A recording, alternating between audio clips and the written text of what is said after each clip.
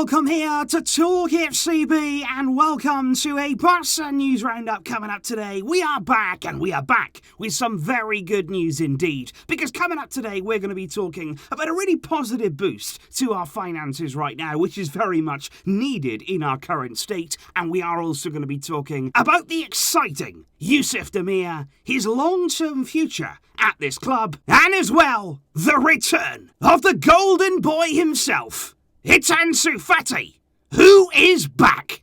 It's all coming up, so let's get to it. Come on. Because let's first of all start with that financial boost that has been coming to Barca, and I want to start here by talking about Marc Cucurella, who of course has been spending some time recently at Getafe in La Liga, but he is ready now to move on and to move to the Premier League. He is going to join Brighton there, who are going to trigger his 18 million release clause, and that's very, very good news, not only for Brighton fans, but also for Barca fans, because we have a 10% sell-on clause there that we inserted into Getafe's deal to sign Marc Cucurella, which means that we are going to pocket around 1.8 million euros from that deal to take Cucurella to Brighton, which for many clubs would simply be pocket change. But for us right now, we will welcome that kind of windfall. And I think, to be honest, I'm really excited to see what Cucurella does in the Premier League. He's somebody who I think for many, many years we wonder whether we made the right choice to let him go, whether he was ever really given an opportunity at Barca to go and shine. Now he's moving to England,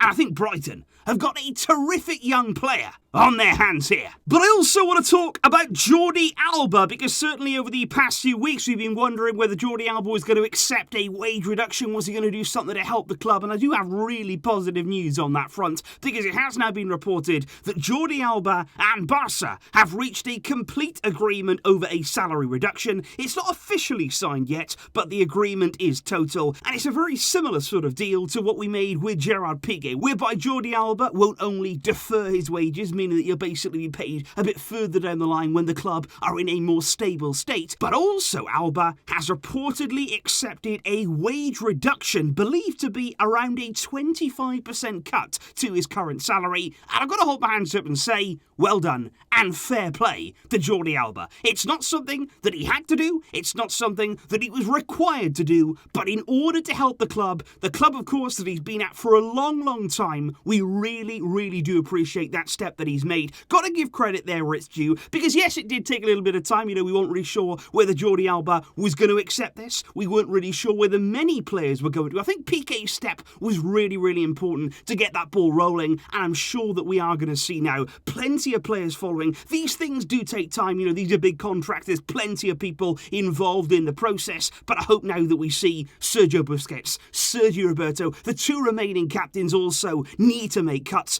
But I think aside from that too, it's been reported now the club are not only going to be approaching the captains of the team, which I think is really important, because honestly, it shouldn't just be down to the captains to make that sacrifice. I think every single player here right now who's at this club, who's working under the Barca badge, you've got to make sacrifices, you've got to make cuts, you have to do that in order for this club basically to survive. You're looking there at Antoine Griezmann, Philippe Coutinho, apparently they're going to be high on the club's list there of priorities after the captains. You look at those two wages, they are absolutely huge. There's also Ousmane Dembele. His new contract is going to be a significantly less deal, providing that he accepts it, and the club are going to take here one step at a time. But I think after Piqué took that first step, said, you know what, I'm going to make a sacrifice, many will follow, and that for the club is huge right now. And I do want to move on now to talk about Yusuf Demir, who of course on Saturday made his official first team debut there, coming on at San Mamés against Athletic Club. Not the easiest place, I've got to say, to come on and make your debut. He came on there for the final half an hour in the game, and in doing so, he became Barca's youngest foreign debutant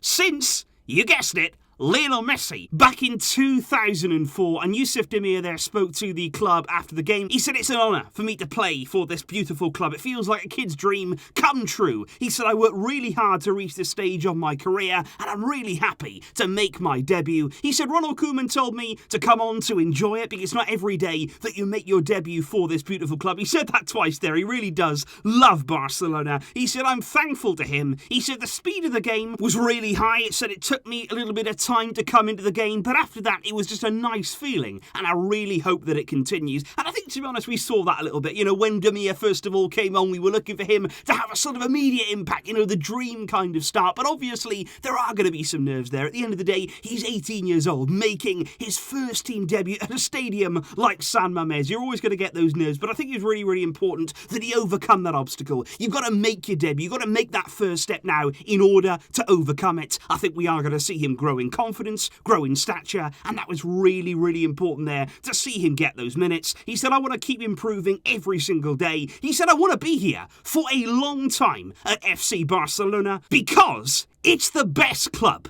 And indeed, they're speaking of Yusuf Demir's long-term future. We all know that we have a 10 million option to buy him from Rapid Vienna at the end of his loan spell here this season. And it's quite interesting because according to reports that have emerged just this week, Barca are actually going to be obligated to sign Yusuf Demir if he plays 20 games with the first team this season, although each of those games must be for over 45 minutes or more. But apparently, either way, Barca have already made their decision. They want to keep Demir at the club. They are going to pay that 10 million euro at the end of the season. He's going to be here long term.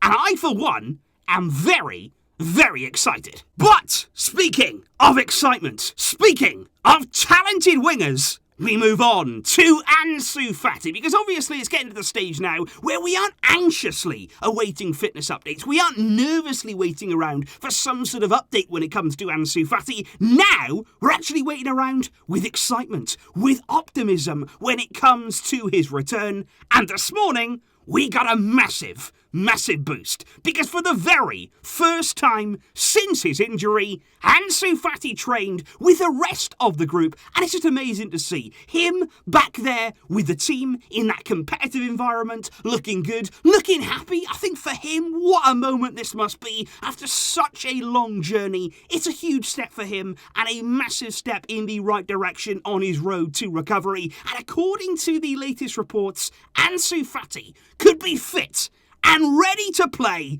against Sevilla on the 11th of September, not even that far away, live from the Ramon Sanchez Pizjuan, which will be our very first game back after the upcoming international break. And what a moment that would be. Of course, right now, we do have to be very patient. A lot of people were saying, Ansu's back in training. Could he be involved this weekend? But it's not going to be that quick. It's not going to be that straightforward. He will need time there to get back with the group, to get into the full sessions today. He only took part there in part of the session with the group. So obviously, Ansu will need that time after such a long time out, but he's getting there. He's back now with the team. Over the international break to come, I'm sure that he's going to be working more and more and more, getting closer and closer, building up that sharpness again. And then, of course, it's about bringing him back in to the team, to the matches. It's going to be gradual. We're not going to throw him back in and sort of expect miracles from the get-go. But this man, he is closing in on that return after nearly 1 year away from the field, and I know I speak for every single one of us Barca fans when I say that Ansu Fati is not only our future, but also our present. So that there, guys, was indeed the latest when it comes to Barca right now, and it was actually quite nice today to bring you some positive Barca news. Of course, we have been waiting around and hoping for this kind of stuff all the way through this summer, but we are getting there. We're getting very, very close now to getting some of those injured players back. We've got a really big game coming on Saturday against Getafe, the final game before the international break. We need to go into that break with a positive feeling behind the team, and of course, then coming out the other side, you've got Ansu on the verge of coming back. Pedri will have had a nice rest as well. We are looking forward, and hopefully, to more positive times. Please leave your thoughts in the comments down below on everything we have discussed in today's video. What is your feeling? And what do you feel they're looking at Ansu returning with the group? I will see you soon, guys, with plenty more Barca news to come. But until next time, as always, Visca El Barça!